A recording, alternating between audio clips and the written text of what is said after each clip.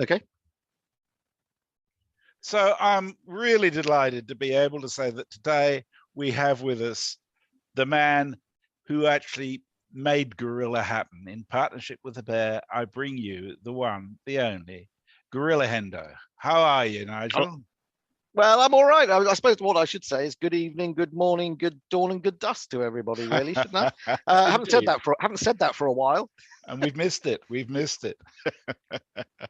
Me too. Me too. Although that said, staying up through the night to watch that rabble, Oh. I think would have finished me off for good. I would be a whimpering mess in the corner if I'd been forced to put. I'm no wonder the bear fell asleep. I mean, I'm sure he must have injected himself with something first.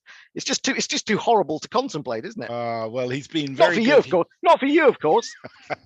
Well, I've tried not to gloat, and the bear has been extraordinarily good-humoured through it all. So, and the truth is that, as ever, cricket is just an excuse for guerrilla cricket people to come together. So we sort of make the best of the company rather than the cricket sometimes.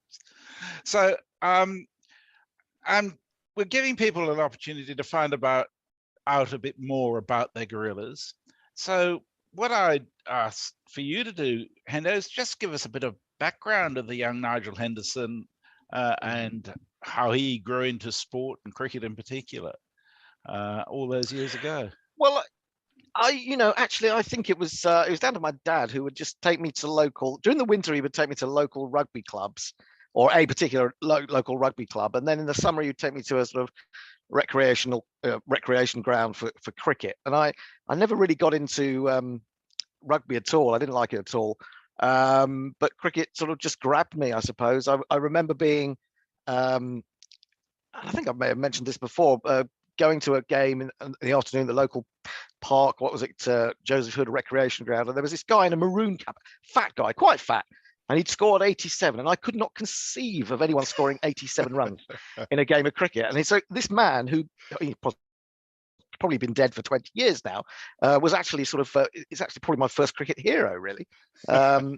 So I used to do that, and I used to go in the early days. I mean, times were tough in the Henderson household, so we didn't have a telly, and so I used to have to cycle round the corner to the local Redifusion shop and just sit outside watching the Test match on the black and white TVs in the window.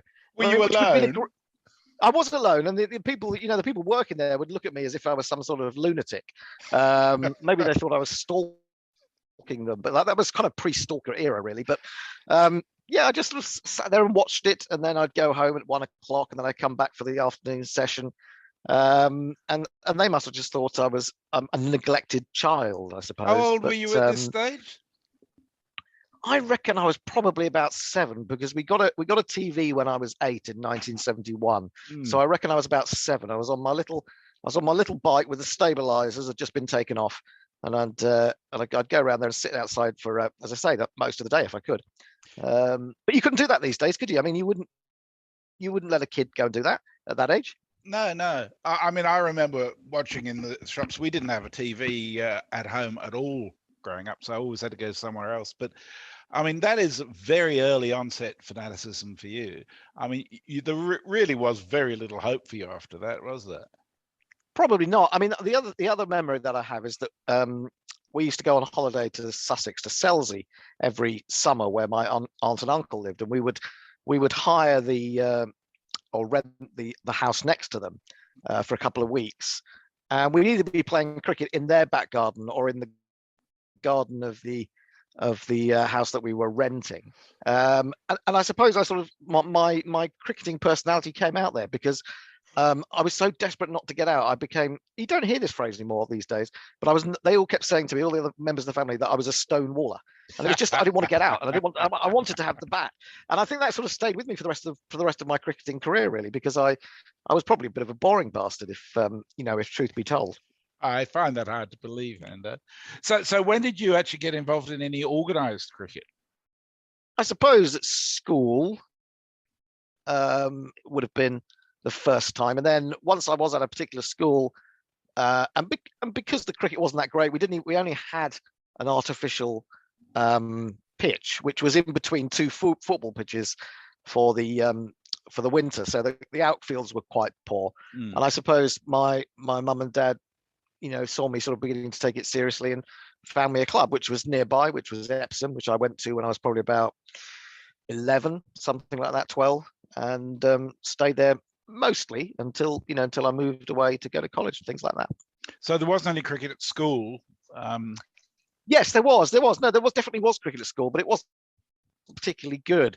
What used to really irritate me is there was outside the school or as part of the school in the grounds, there's a fantastic croquet lawn, which would have made fantastic cricket nets. But we had these awful cricket nets that were sort of falling down with sort of terrible rubber surfaces. And while you were playing in that, and in fact, one day, one of the poles holding up the net fell on my nose and broke my nose near enough. So if I was to turn sideways on, you could probably see I got a little bit of a kink in the nose, and that was done by a cricket net. But then all these masters they just swan around playing their games of croquet on this gorgeous expanse. Complete and utter waste. What a waste of facilities. Were you any good? Shocking. Yeah, I mean, well, I suppose I was. Yeah, I must have been. I studied it hard, and I read my Ladybird book of cricket to get to understand all the field placings. The more interested you are in something, the quicker it comes to you, and the more easy you adapt to it, doesn't it? Yes. Really. I mean, obviously as time went on, I wasn't great, but I was, a reasonably good level, I suppose. And I had a lot of training. I used to go to Alf Gover's school in the winter, Saturday mornings at 9 o'clock. Freezing it was, absolutely bloody freezing. We sort of used to stand there with this enormous long stick trying to light the lamps. It was like it was like cricket out of Dictionary of Doc Green. It was crazy. Light the lamps with a huge lamp to get some heat into this place because it was so cold. It does. You must be a lot older than I thought, actually, Hendo. Well, possibly. I mean, it's not there anymore, which is very sad, actually. I mean, I do occasionally drive down Wandsworth Hill, and it isn't there, and it feels like there's a loss. But I mean, every now and again, I'd get Alf Gover as my coach on that particular day. And as he got older, I mean, he was still coaching when he was about 85. And his arm would sort of come from sort of where Kedar Yadav's basically comes from. Yeah. And if you were lucky, he probably actually managed to propel about 12 balls down to you in half an hour, because he was so old. And you couldn't complain. I mean, you were being coached by the great Alf Gover. But, what was your forte? Batting, but also I started off as quite a good leg spinner, actually. Another one. And when I got picked for, funnily enough, I then changed to off spin because everyone told me that no one could be a leg spinner these days, which is, typical of the real insular thinking of English cricket at that time, which one might say there's a certain amount of insular thinking in English cricket these days. But it was like you can't be a leg spinner, and you can't be both because you'd have to change the fields, But you see now we've got someone like Liam Livingstone quite happily does that. Even Joe Root on occasional will bowl leg breaks as well. Yeah. I think, were ahead of your time, Hendo. Well, I was, but I think looking back on it, you just feel how stuck in a rut English cricket always seems to have been. Yeah. But you can say English cricket. I think a lot of sporting teams in all sorts of disciplines all over the world tend to go with what they know rather than what might be. But that's a discussion for another day. So you went to college and you played cricket there as well? Yeah, I didn't play. I mean, I did play a couple of games for the college team, a few games. We got to the British Colleges final in 1980. What year was that? 88. Because I had this incredible weekend where I came down from college to watch Wimbledon beat Liverpool in the cup final. Drove back in the morning to play. We played British Colleges semi-final at Horsforth, which was just down the road from where the college was in Leeds, and I scored 85 and won us the game. Wow. So seeing the team beat Liverpool in the FA Cup and then going up and scoring a quick 85, match-winning 85 was pretty much as good as it got. And that's probably when I peaked in life. Yeah. All downhill since then. Oh, well, it's good to have those memories. I think the prospects of Wimbledon beating Liverpool in another cup final are fairly remote at the moment. Well, yes, but you would have said that. You'd have said that at the time. I mean, suppose, my yeah. dad, who took me to Wimbledon, and I mean, he always enjoyed the fact that Dave Bassett would get sent off the whole time for Wimbledon. He always enjoyed it when there was a bit of a Barney, you know, and players would get into fisticuffs. And I mean, he died in '85, and I just can't. It was just before Wimbledon got to the top flight, and I just have this image of him laughing his head off that Wimbledon could get to the first division, or that Wimbledon could win the FA Cup, because he would have just found it unbelievably amusing. That and he would have loved Vinnie Jones. He would have loved Vinnie Jones. Oh dear!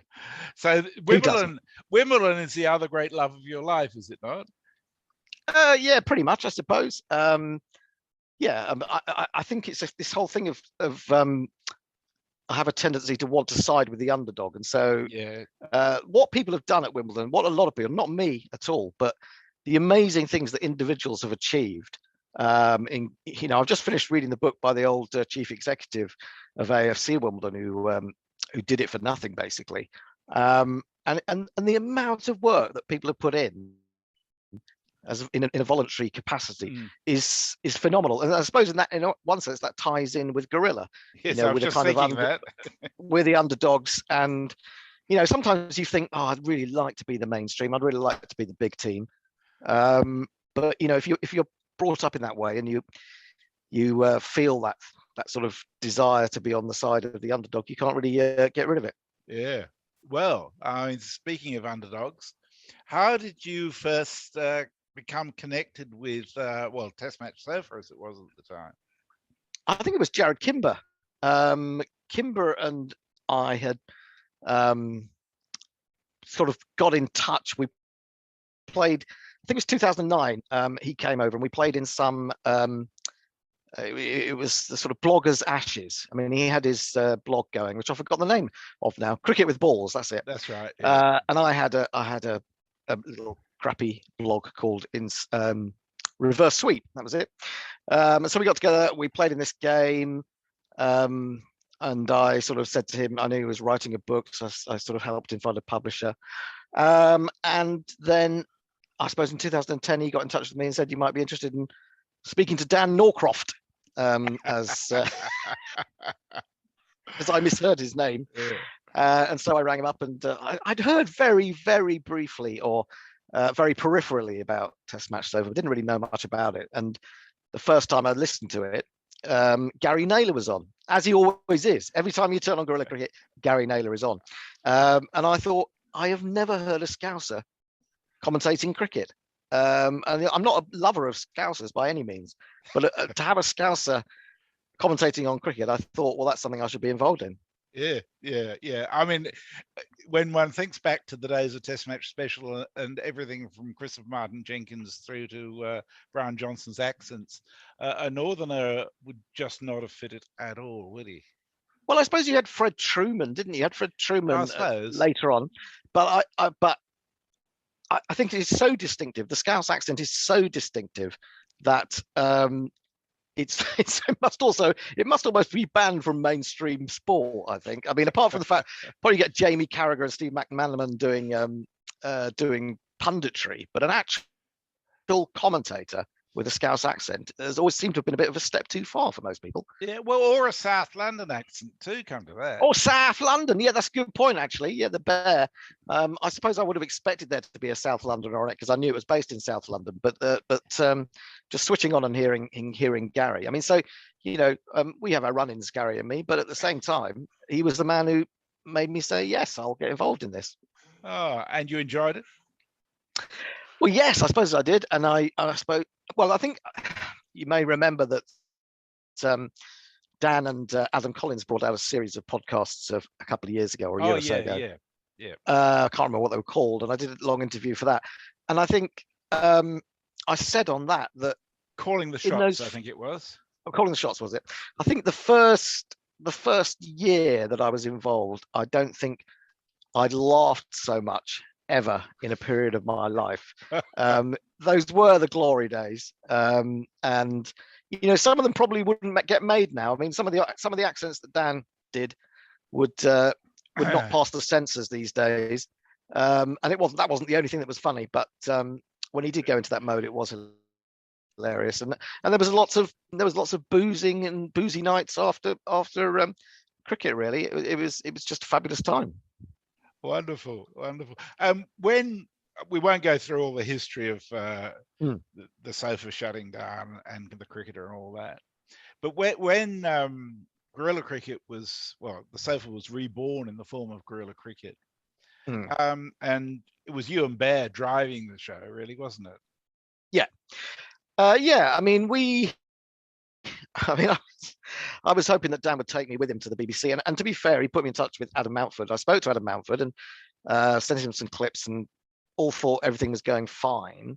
And then, strangely enough, an innocent comment of mine that I was going to 3 days of the Cheltenham Jazz Festival somehow became, in his mind, I don't want to do cricket commentary for the BBC.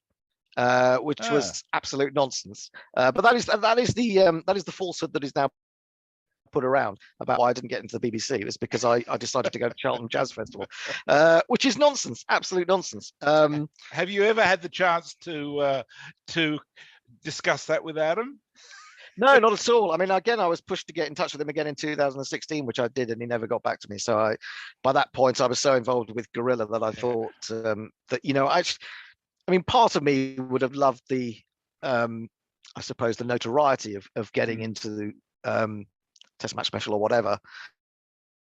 But at the same time, I'm always disappointed when people take an offer from something that's conceived as being or perceived as being bigger than something else. And I do think it's nice to try and build up something from the bottom, which is basically what we were doing, or what we had done with Test Match Sofa. And I feel that every time I see a manager who's doing well with a small football team, and then suddenly one of the big teams comes and offers him a contract, and he's off in a shot. I mean, Glenn Hoddle did a brilliant job at Swindon, turned them into a fantastic side. And then as soon, I think it was Chelsea came along, or was it England? I can't remember where he went first. As soon as he went, he was off. And managers are like that, and they do that. I suppose it's because of the money.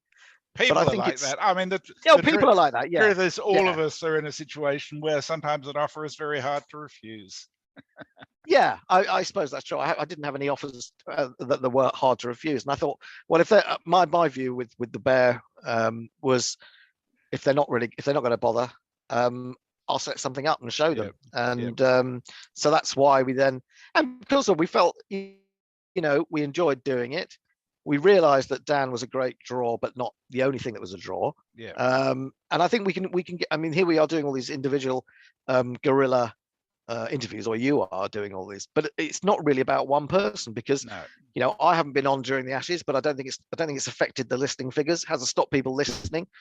Dan moved on, Atif moved on, one or two of these other people moved on, but it didn't stop people coming and listening to us. So it's really just about the whole concept as opposed to individuals. And I just wish some people would see it that way. There are one or two people I think who don't see it that way, and that really disappoints me. Well, I think, I was discussing with Fred earlier today the concept of team play, and the cricketers he doesn't like are the ones who see themselves as more important than the team. And Guerilla Cricket's a fantastic example of that, because the truth is that the cricket is just an excuse for guerrilla people to come together and be engaged with one another. Yeah, and you made a very good point, I think, between you and Tony, I think it was in one of these interviews, saying that it was you enjoyed this whole thing of everyone being together, and it was a community, and that was more important than your ego. Even if we've all got egos. I've got quite a big ego actually, but if you can actually build something up, surely that satisfies your ego. It's got to be more satisfying from an egotistical point of view to build something up and make something or something, rather than just join something that's ready made. That's my outlook anyway. Well, the other thing is, and the word that's come up in every interview I've done, is the word fun. At the end of the day, I see a whole lot of people having a lot of fun, and that translates to the people listening as well, because they're engaged with that. And I suspect you've had a bit of fun in your time with Guerilla Cricket. Absolutely. I mean, there've been some brilliant times. What's your most memorable moment on air? On air? Well, there was actually, I mean, it doesn't go back to the Guerilla time. It actually goes back to Test Match Sofa. Being on air with Test Match Sofa with Miles Jupp and Mark Steele, two really good comedians, actors, whatever, and it raining during the Test match and talking about pencil museums, various things like that. It was really, and I think it was the first time that I actually sort of felt like I could do it, because I was almost like having to sort of work with two very experienced media people and run the show. And I thought, oh, this is quite good fun, isn't it? Yeah. But in terms of memories, I think really has to be Ireland. I know Tony said the same thing. Yeah. That was a coming together of everything. It showed that we had great expertise as well as just being able to swear well.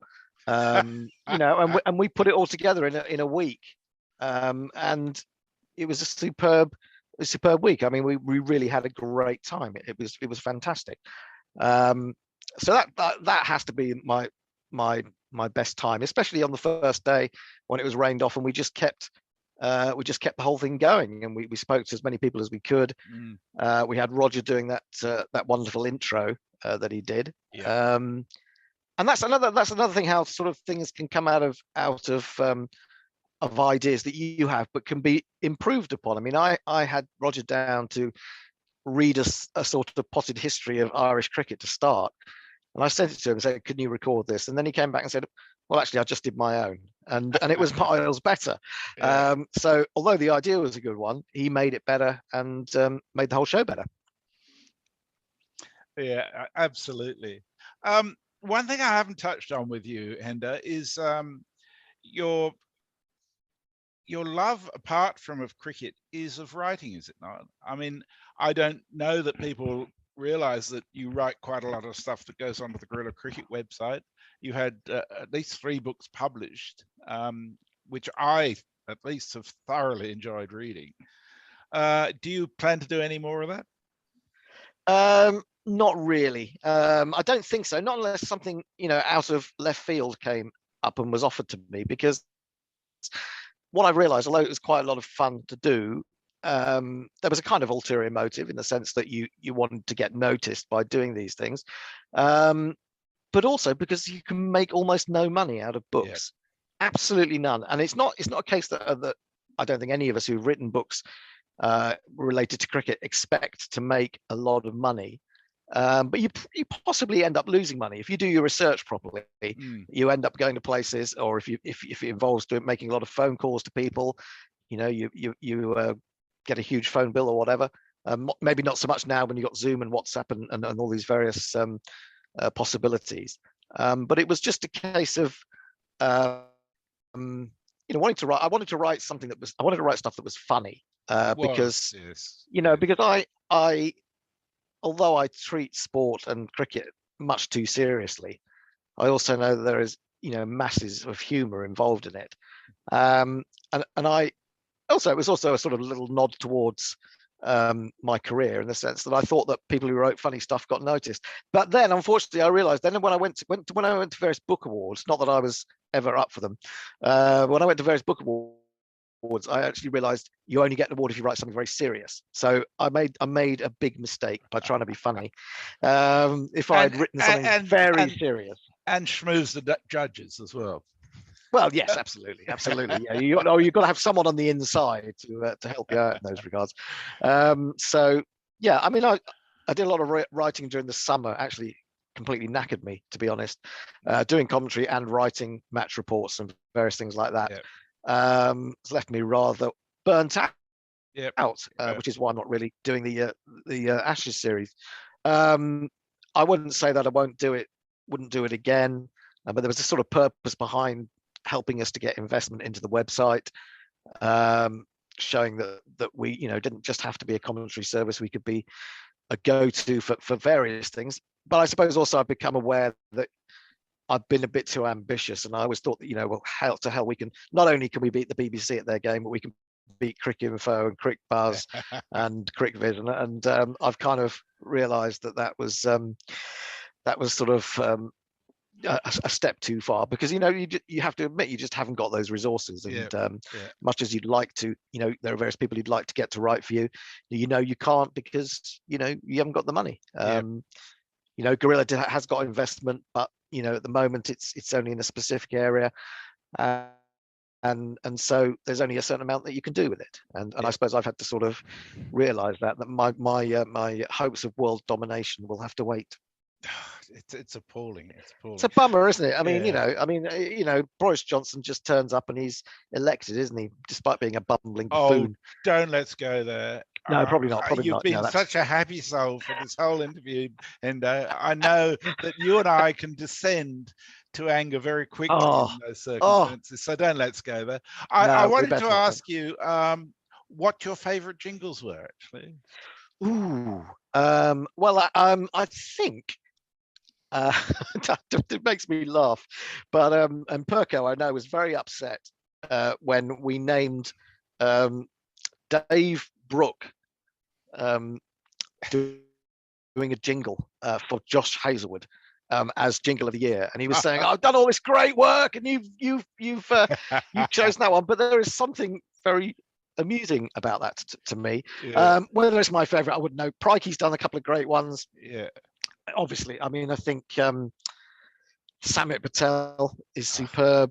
I always think the Joss Butler one is brilliant.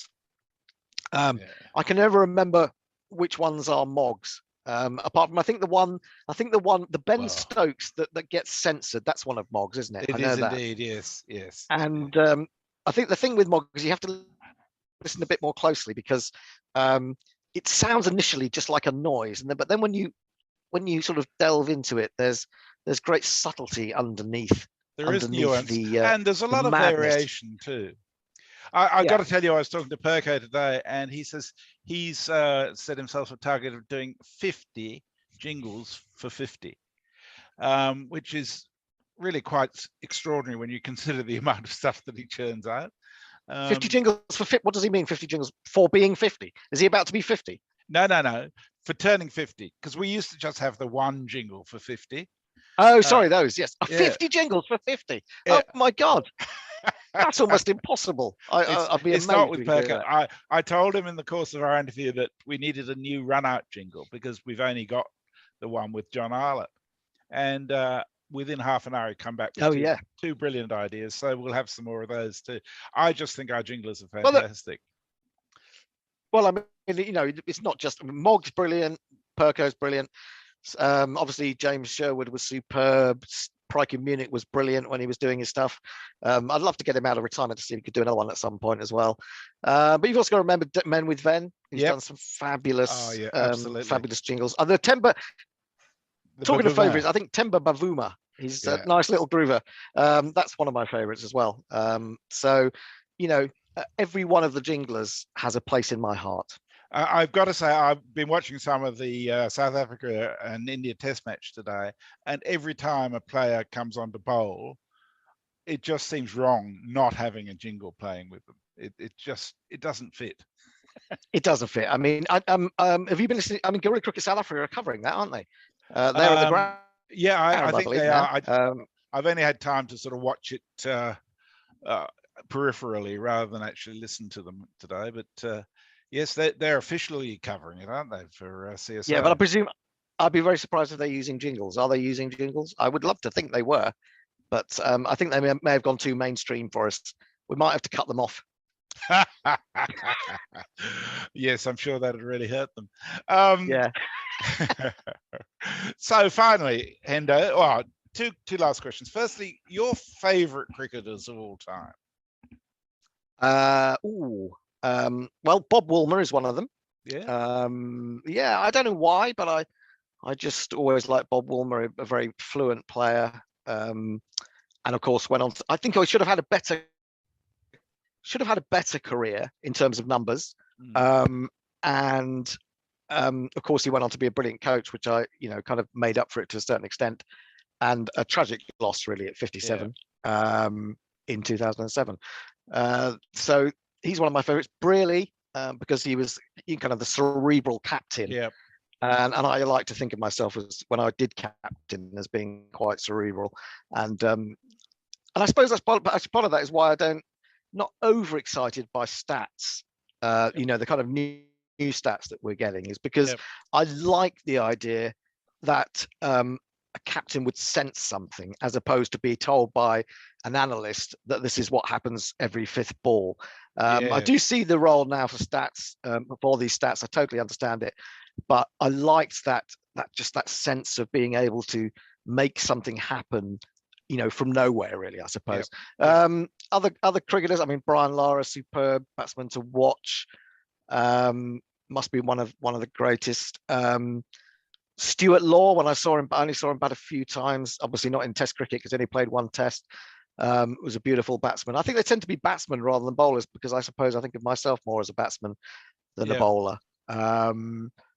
And I guess, other people, of course, I had spoken. Alan Butcher and Jeff Howarth together at the Oval in the 70s is my. I mean, I know Annie has various happy places in Devon, but Jeff Howarth and Alan Butcher batting together for Surrey at the Oval in the mid 70s is quite is right up there as well. Oh, brilliant, brilliant. And finally, I just wonder what the future holds for Hendo. Can we expect to hear you back on the airwaves soon? I'm in one of those periods where I'm reviewing my life situation and thinking where do we go next, really. If Guerilla can get more investment, serious investment, not that the investment we've got isn't serious, but if we can get much more investment, I mean, the sky is not, it's not exactly the sky's not the limit, but we could do a lot more still with what we're doing. I don't know. I think I will return at some point. And of course, we've got that Test series in West Indies, which is at a much better time slot for everybody. Not everybody, I might say. Not for not everybody. But at the moment, I needed a break, I think, from it, and I need a little bit of impetus. I need something to give me a bit of a kick up the backside in some way to get me going again, really. But hopefully for the West Indies series, I shall return. Well, let us all hope that. Can I say just thank you so much, not for just your time today, but for everything that you have brought in conjunction with the gang through Guerilla Cricket, because I know that I have had my life changed through that connection. And I suspect there's quite a lot of other people whose lives are a lot better for it. And if you hadn't done what you did, they wouldn't have had it. I think, the next thing obviously is that you all need to nominate me for an honor from Her Majesty. That's obviously right. You just put me forward for that, and then what's even better is that when they offer it to me, I can turn it down. Yes. Loudly, as a Guerilla would do. Yes. Loudly, absolutely, yeah. So if you can try and get me on the New Year's honours list next year. So would have been Hendo. Sorry, yes, it would have been. Yes, indeed. So I'd quite like that. Oh, well, maybe we should start a campaign around that. Well, that's fantastic. Thank you so much, Hendo, for being with us today, anyhow. And we look forward to seeing you with us again soon on air. Thank you, fellow Hendo. It's been great fun. Brilliant.